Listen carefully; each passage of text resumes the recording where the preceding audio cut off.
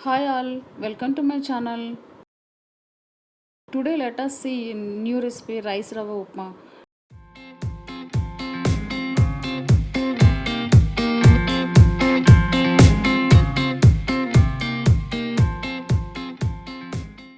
Take a pan with oil, mustard seeds, urad dal, chana dal, cumin seeds, moong dal, then fry for some time.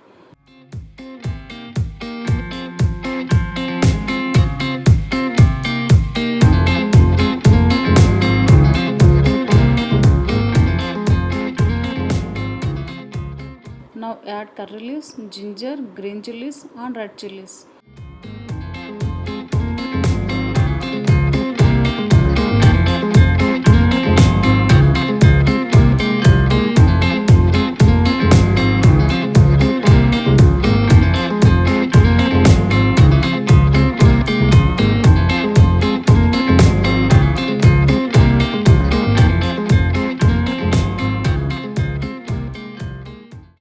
Now add water, salt, coconut powder, then start adding rice rava and continue to boil till it gets completely cooked.